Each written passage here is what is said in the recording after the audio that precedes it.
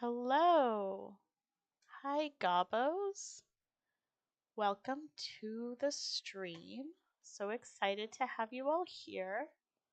Hopefully, we have fixed the audio issues. We shall see. In the meantime, I think we're going to just start this over. We're going to get a fresh card. It's going to be fabulous. So, as I was saying earlier, made myself this lovely cranberry butterfly pea flower tea. And this is the Philosopher's deck. So it does not have a reversed concept, so it doesn't really matter what direction we draw. And we're just going to see what card speaks to us for inspiration for discussion. Let's see what we've got. So our card is going to be Lao Tzu. One of the things I wanted to do after last week's conversation was actually look up the pronunciation of the folks that we are speaking about for my own edification. Let's see. Make sure we're pronouncing this right, shall we? Oh. Let's see what we got.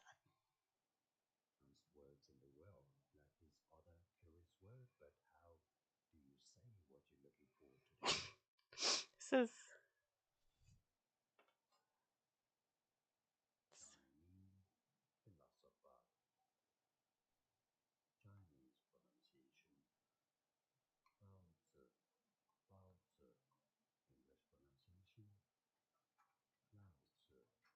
Lao Tzu. Lao Tzu. Okay. That's going to be a little bit challenging for me, but we're going to try it. Lao Tzu. Lao Tzu.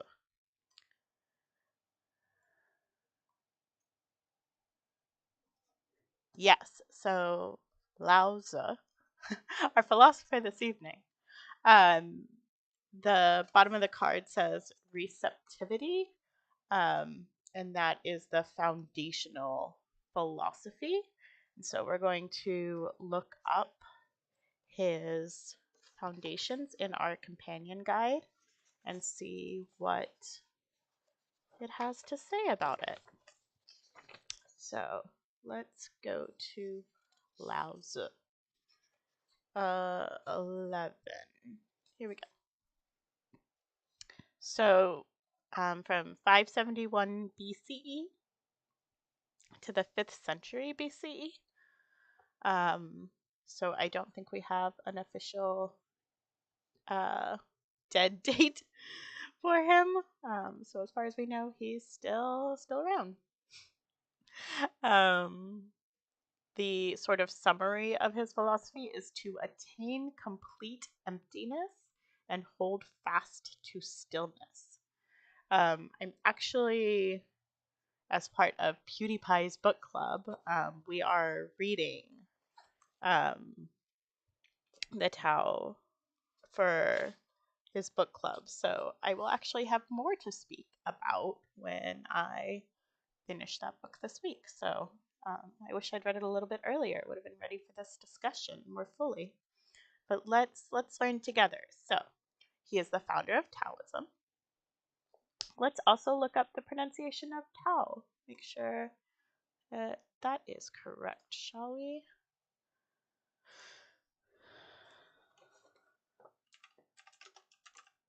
Let's see what we've got.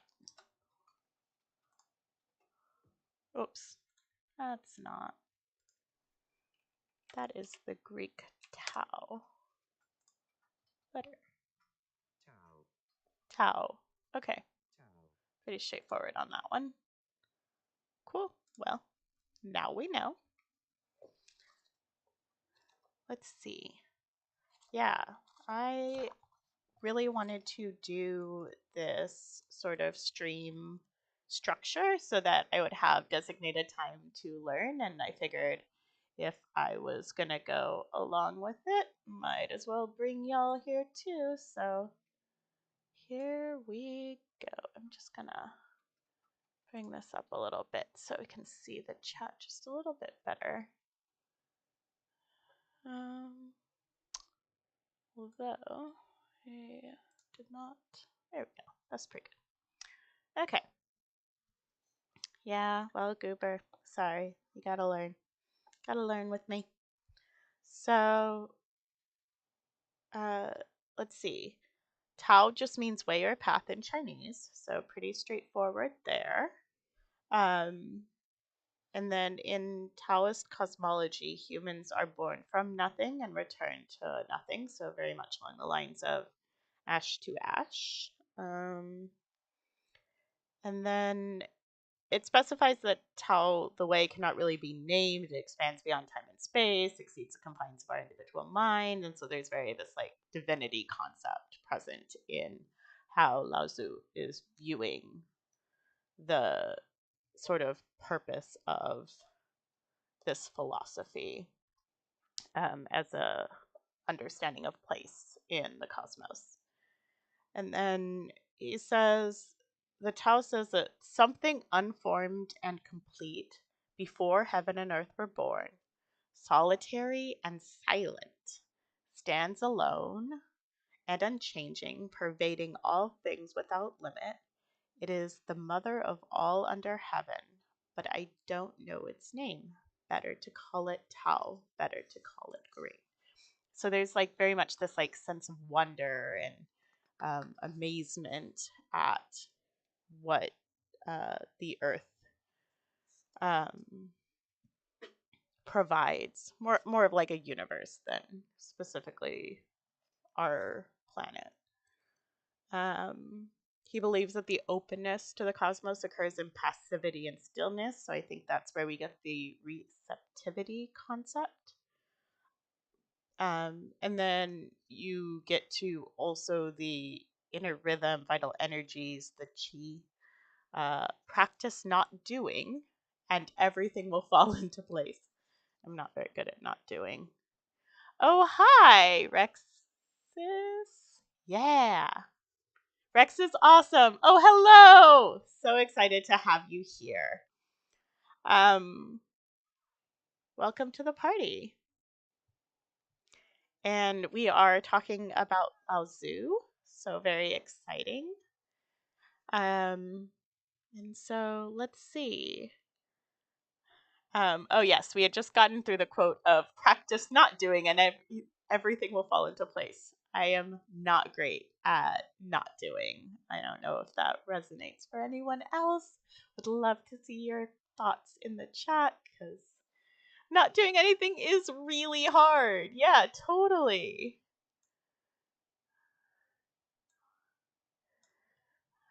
Yeah, I love getting things done. Oh, good. Okay, yeah. Goober and I were just talking about how we don't actually know much about Lao Tzu, so we're learning in real time. I'm glad to see that you know some. What's soft is strong. Totally. Yeah, I think that there's really an opportunity to again sort of like meet the cosmos and stillness seems to be what we're going for. Um, oh yeah, here it says, like a good swimmer who forgets the water, we flow with the currents of life in effortless action. Um, so I think it's really interesting how much the Lao Tzu, the Tao, focuses on this stillness and this sense of passivity because it feels so at odds with what we are trying to do on a day-to-day basis, right? We keep trying to shove more and more and more into our days. It's part of the reason I wanted to start having this conversation in real time with people because it just felt like I hadn't designated time for conversation, and I love getting to think about things in new and interesting ways. And so this really felt like an opportunity to do that. um, oh yeah, here.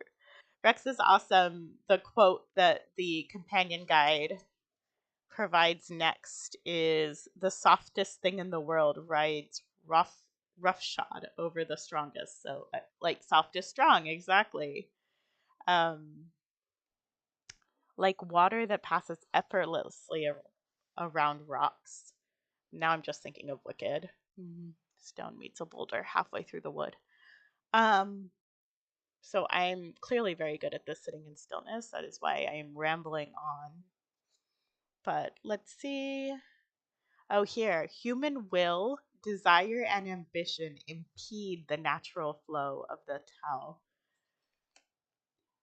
Yeah, stillness is at odds with chaos, and the world feels pretty chaotic sometimes, most times.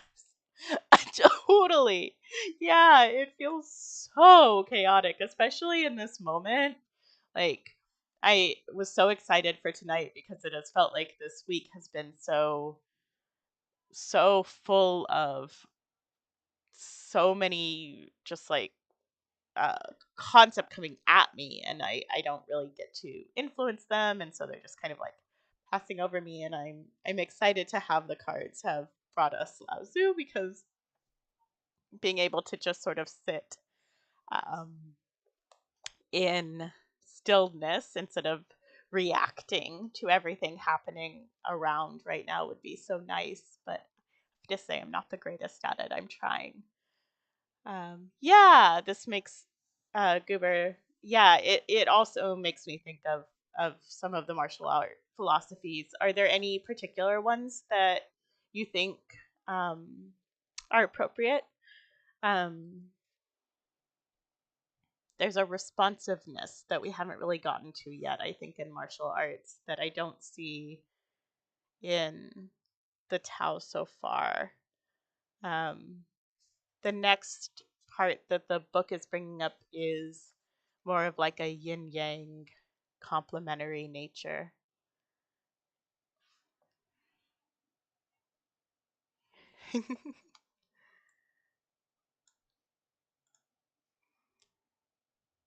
Yeah, I totally agree.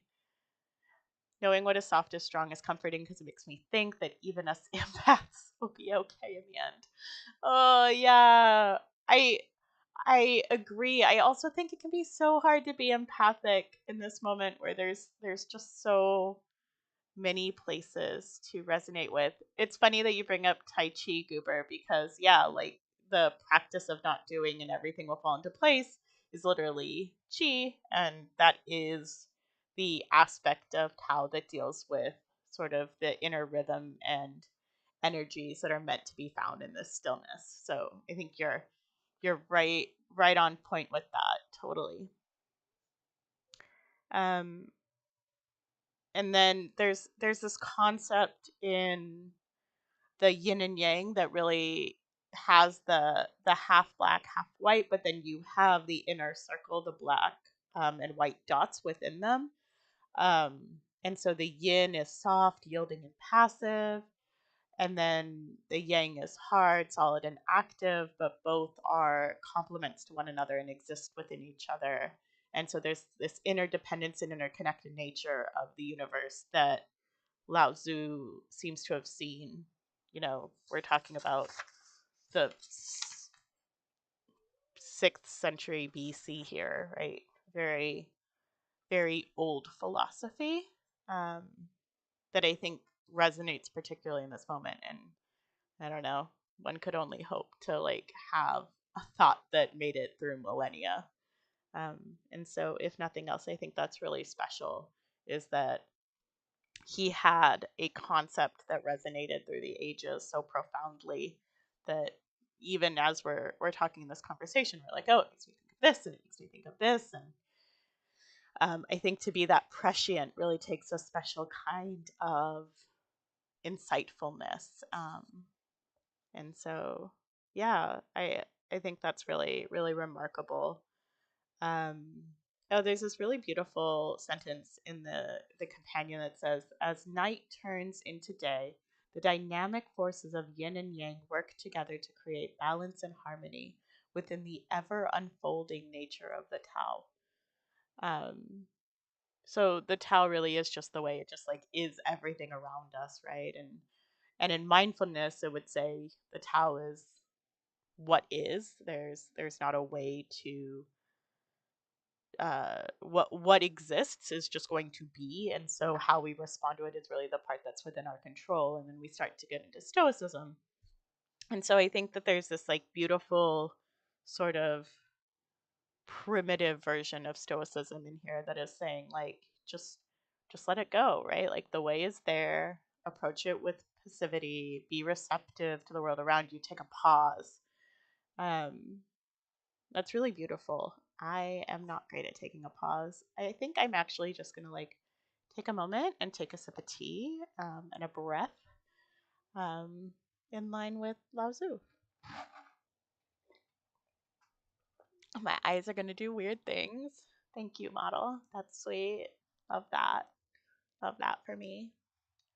Oh yeah, this is my Barangol model, a little witchy goblin. It's like my favorite thing in the world. um, I yeah, really enjoyed. Oh yeah, what tea am I drinking? So I mixed a few blends. There's the shade of it is kind of like a red purple. It's a dinosaur mug with mushrooms, because of course it is. Um, and the tea is a combination of a woodsy blend that's more meant to be like sort of calming, and then there's some rose petals, some cinnamon, and butterfly pea flower is my favorite because it can give it that purplish hue, and the red is coming from cranberry bitters. I've been really playing around with kind of having a ritual around tea, and having it help me kind of center my evening, be more mindful about what um, what I'm drinking, what's going into it. And I found it to be pretty grounding, and I just enjoy playing with the hues. Although yesterday I made a tea that was, this cup has many, many shades of green on it, so I'm sure we can find an appropriate shade. If you took these two and mix them together, it's about the color of the beverage I was drinking last night. It had this like bizarre uh, cereal sitting in milk kind of feel to it without the texture, or taste to it without the texture, and so that was very bizarre. Um,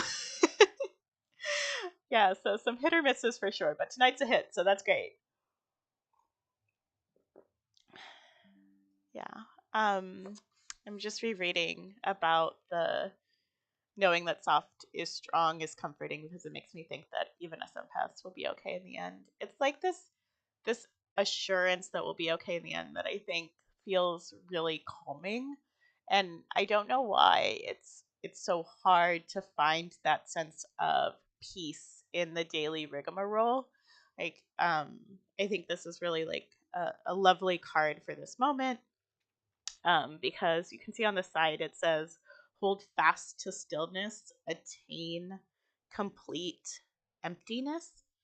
I think that in this moment where there's news headlines flying every 2 seconds and a lot of uncertainty and concern, it's just really lovely to come back to someone, especially who is speaking from a different time, that is saying no, like it's okay to just be in this moment, to just live in the stillness, breathe in the stillness. Um, the the book goes on to say that the Tao is empty. It is nothing. As such, it has no limits. Boundaries close things off. Completion fixes things unnaturally. When we think a possibility or a relationship is closed off, we tend to feel stuck, defeated, sad. We believe we have lost an opportunity or missed a moment. But these feelings are based in a misunderstanding of the Tao. Loss does not exist because there is no completion, so there's nothing to lose. The Tao does not lose or gain anything, it is forever unfolding. And so what we recognize as loss is really gain in some other way. There just is the way. There is no right or wrong. There just is the way. Um, and when we stop complicating things, we can abide in stillness and find joy in the routines of our daily life. Things grow and grow, but each goes back to its root. Going back to the root is stillness. This means returning to what is. Odds are we're gonna be alright. Odds are we're gonna be alright tonight. Yeah, agreed. Is that Bare Naked Ladies? I think it is.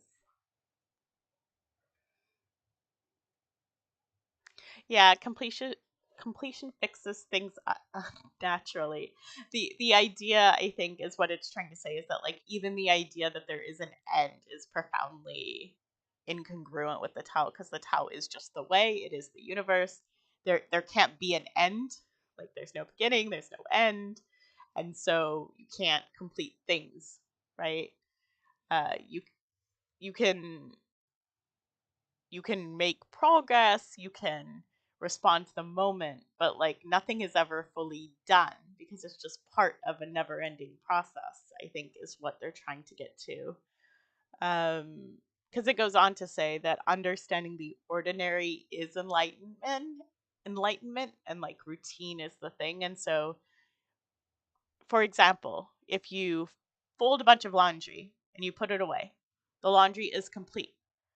But tomorrow, there are going to be new dirty socks, new laundry to be folded and put away. And so if you view yesterday as complete, well, then today becomes jarring because now you are having to wash and fold and dry and put away a new set of clothes. When in reality, laundry is just part of life, it's part of the endless cycle. And so when we view things as complete, we don't give them the opportunity to just exist. Um, I think that's what he's trying to say anyway.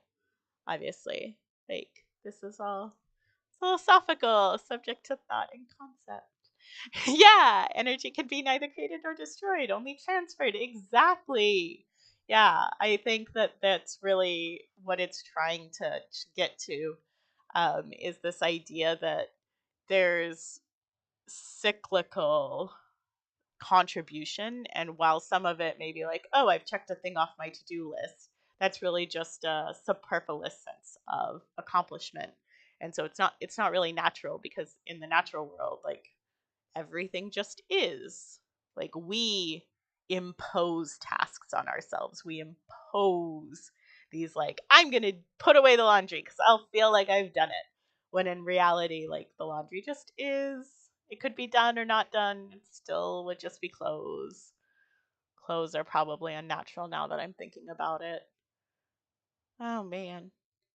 Yeah, I mean, everything's a social construct, right? So I would love to say that the model messed up when I just did that like substantial close, but that was actually me just like pondering, like, oh really? Yeah, like all of this is social construct. Oh, oh. The model's doing a really good job of catching my like very bizarre facial expressions right now. But I'm here's the natural thing to do is nothing. No, it's like that's really seems to be what is being said. Like the next sentence is literally, yet abiding in the stillness and silence of Wu Wei paradoxically takes practice. By doing nothing, we are doing something, holding ourselves back from controlling mindsets and concerns with the noise of everyday life. Like, you're totally right, Goober. That's like literally what it's saying, which, like, I mean, it's a little trippy, right? Like, I don't know if like I'm gonna be able to pay my rent if I'm just doing nothing. But like maybe that, like, again, like maybe it's all a social construct. Like capitalism exists as a social construct. We like made it up. So like maybe to just like sit and do nothing. Maybe this is like sitting and doing nothing in a way, right? Like we're having conversation, we're building community. Um, there's no there's no goal, right? Like it's just time for us to be. I think like that's really magical, and maybe that's what they're trying to get to, right? Like you can sit in stillness and just ponder and have that be enough, and you don't have to mark something off your to-do list every moment of every day in order to be. to reading. Aw.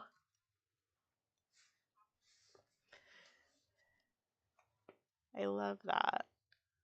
Um, oh, this is really pretty. So, um, further down. Because now I'm just in a musical mode. Thanks, Goober, for giving me. Can find me meditating. I know. Oh my gosh, it's the best. It says, freed from the impositions of our anxieties and desires, we let ourselves and others simply be. In stillness, genuine listening, and deep. Sorry, I must flip the page. Oh, now I have to read it again so it sounds nice. In stillness, genuine listening, and deep. Sorry, I'm reading it wrong. I'm trying to figure out how to read it. In stillness, comma, genuine listening and deep connection are possible. Attain complete emptiness, hold fast to stillness is a direct quote from the Tao, apparently.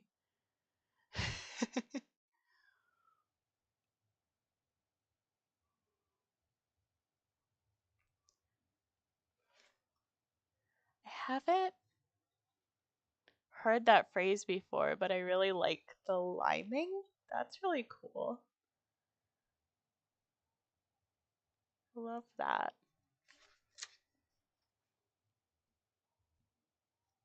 Um, let's see. So, bunch of stuff around. Here we go. So, Lao Tzu's message summarized is letting go, even a little, allows us to receive the Tao's mystery and its unlimited possibilities. So, like, the mystery of the way. Um, and then, so the book companion that I'm reading also has this really lovely section on how to apply the different philosophies, which is pretty cool. I'm just going to skim that really fast and see if there's anything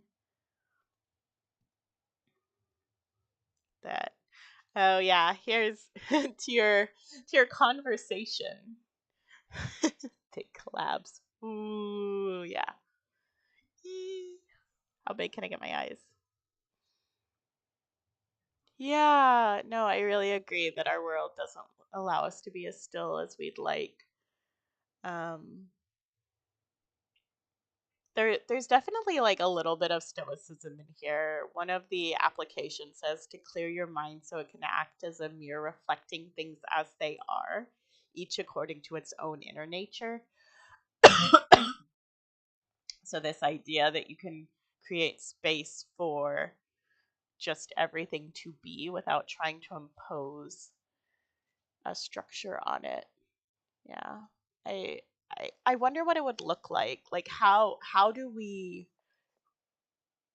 I mean, even to try and restructure, I guess would be in conflict with stillness, but like um is it a radical act to disengage? I think it might be. I think that's what this is telling us. That like actually one of the most radical things we can do in a world that's so prescribed is to just be and to let other people and things just be, at least for a period of time, to give space for the universe to exist. It goes on to say that the Tao is formless and will shape itself to suit your life when you meet it by living spontaneously. I love spontaneity as a word and as a concept. Um, I also really like idiosyncrasy as a word. Both are very good words. Um, it says that when your mind is empty, it can receive the Tao and serve as the soil for something new and unknown to emerge. That's really beautiful. Um, Goes on to talk about anxiety and how small things can build up. It's really important to be able to let the mind quiet so it can be open to things. And I think this kind of goes back to the world not really allowing us to be as quiet as or as still as we'd like. Why so radical? It's so needed. Yeah, no, I think disengagement maybe is really needed. I think it's a radical act because it's so antithetical to how we're taught to think about things, right? We're in this like hustle culture of like make the long to-do list, get through the to-do list, 5 a.m. grind, like make it happen.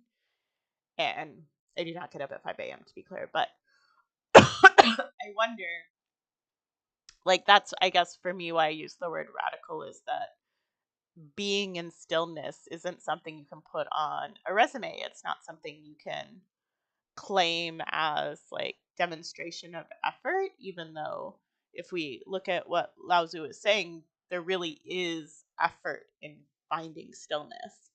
Um, I agree, it's so needed. But I think that's why disengaging feels like a radical act is because so much of the expectations of individuals, especially in the modern age, is to be as like completion oriented as possible. But then, as we heard, the very idea of like completing something is incongruent with receptivity. So that's like so fascinating. Yeah, stillness and not doing anything becoming boredom, I think is like I do wonder sometimes, okay, not to get too conspiracy theory, but like what if? What if it's kind of the thing, right? Like we've created a societal construct where we make people bored so that they don't want to be bored, so that then they do the to-do list instead of being bored. But they wouldn't have been bored if we didn't say that not doing anything was boring and there was like FOMO. To eat when one is hungry, to sleep when one is tired. What is that like? I don't even know.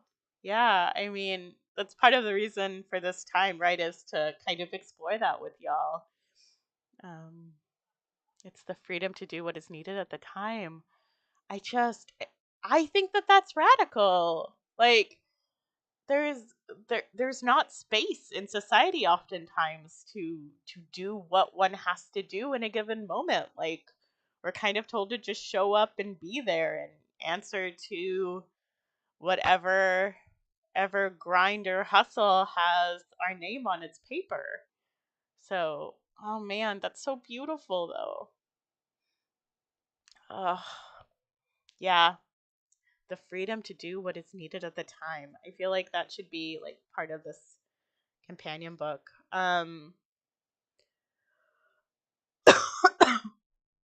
There's a set of questions for consideration.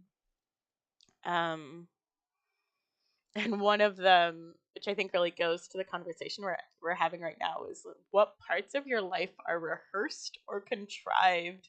Which, like, ouch! I mean, so much of life is rehearsed and contrived. Ooh. And then it says, in what ways might you be making your life unnecessarily complicated? Give some examples. Book just putting us on blast. Ouch. Um, yeah, I think that there is this one question that's what relationships and activities unfold easily for you. And I think like this has been such a lovely conversation for that, right? Like we're having this like, well, what if? Like, what if we could sit in stillness? What if we had time to just be, to eat when we were hungry, to sleep when we were tired, the freedom to do what is needed in that moment? Like, what if? What if that could be? Um, I think that's really magical. Um, so, one of the things of sitting in stillness that I really appreciate is poetry. You could write a dissertation on this. Oh my gosh, you should. Slash, you can just keep chatting and then we can talk about it more. I'm really loving this conversation. I took a sip of my drink and my eyes were like, oh. Um, Yeah, I mean, I have a really hard time sitting in stillness. I got myself one of those like inversion tools for yoga so that I'd be forced to kind of like not move for a very long time. I find that to be helpful, especially with the blood rushing to my brain. It kind of quiets the thoughts, but it does feel very forced stillness. Simplifying my life by not doing things that I don't want to. Yeah. I I saw a reel the other day on one of the social media platforms, and it was just this woman being like, me living my best life after saying no to 80% of my previous requirements. And I thought that was, yeah, not attending mandatory fun because it would cause me to mask. Yeah, I think it's just so hard to like, yeah, the idea that things are hard coded can be, ah, yeah. Oh, generally evolved to sleep. That doesn't mean we have to. Okay, but like maybe sleep is good. I'm just saying. Ugh. So I have a few books that I got for this purpose to kind of help um kind of think about things differently. Um and they're just different poetry books, anthologies, probably a better word for that. And I have one that is called Standing with Trees. Um, whoops. That I think might speak to this moment. So I was going to look for one to think about together.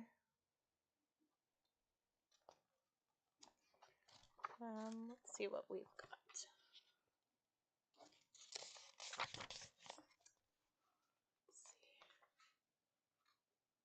Yeah. I think like we've really talked about kind of how societal constructs can really create the sense of like what we ought to do that just isn't really valid. Oh, here's something. It's called prayer. How to think about the body. I can do things in reverse. I can do it. I can do it 9 times. Um, so again, prayer. How to think about the body. A vibration, nesting in an echo chamber, repeating, reverberating your soul's work. A tympanic orchestra, a string quartet, a tube of tubas, clarinets, horns. A vibration that hears sky, land, trees, cars, reconstitutes and transforms every movement. A billion twinkling firelights spark flames, not doused, but nurtured by water. Within soft filigree, earth sacs, the whole thing, leavened by tiny air balloons and spiced with minerals. A membrane that balances pressures, barometric, air, gravity, water, financial, family from one side, or vice versa. A membrane that reads lips, hears totems, touches infinity, and forges alliances with rock, heat, AOL.com, and thoughts. Membranes encircling DNA serpents, making every cell drum spiraling through liquid seas.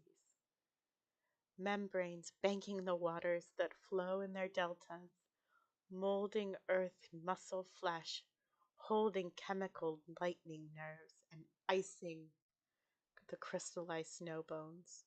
A quaking bag of liquid fire, oxygenated earth walking around, skipping through 3-dimensional space, making time. And I think that's what Lao Tzu is calling us to do. It's calling us to make time by sitting in stillness, to be one with our body and the universe, the world around us, and to not really give in to the pressures to be busy. Yeah. Express our art and fall asleep whenever. Sounds like a party. I mean, that just sounds really magical. Please call me to the party. My witchy self will be there in a moment. So another thing that I was going to do in closing. So again, this was our philosopher for this evening, Lao Tzu. So very exciting. Has provided us with a moment to remember that peace is within our control if we're willing to sit in stillness. And close out, I have this The Witch's Yearbook. I'm going to try and find I don't know. So we're like in the mid-January to mid-March, which is Sabbat of Imbolc. Also, if I ever say anything so wrong, please let me know. Let's see.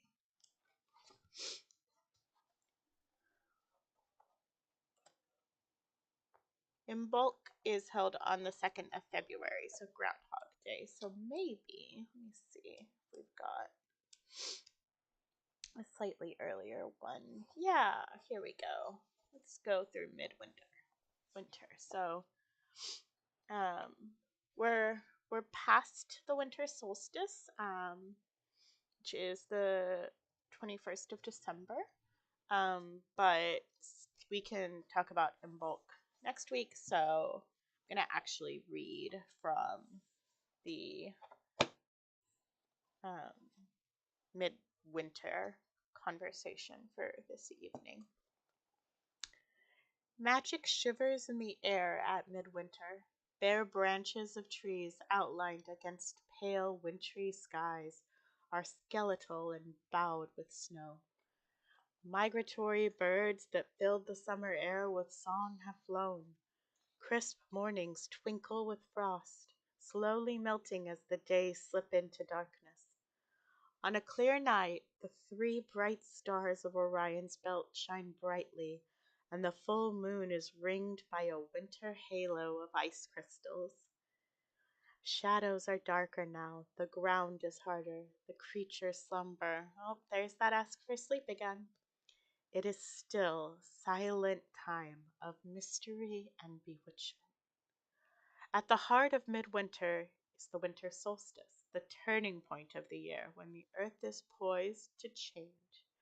This is the shortest day of the year when the sun reaches a point directly above the Tropic of Capricorn and seems to hang still in the sky. The following morning, though, life begins again as the days lengthen and the light starts to return, bringing hope and the promise of renewal. The modern witch, always sensitive to the changes of the season and the power inherent in each, adapts her rituals and spells accordingly. Midwinter is a time to celebrate the imminent return of the light with family and friends, but it is also a time to start again, to sit in stillness, one might say. It is an opportunity to step aside from normal life and mini hibernate. Quiet reflection and meditation alongside rituals and spellcasting provide a chance to think about the year that has passed and to shape our year to come. So, in accordance with Lao Tzu, uh, the time as days begin to lengthen is a moment to set our intentions for the new year. Um, this suggests putting a piece of white quartz out um, and pine cones to bring apart the new year. So if that resonates for you, you can add that to your altar or the place where you sit in silence to give it a little bit of winter theme.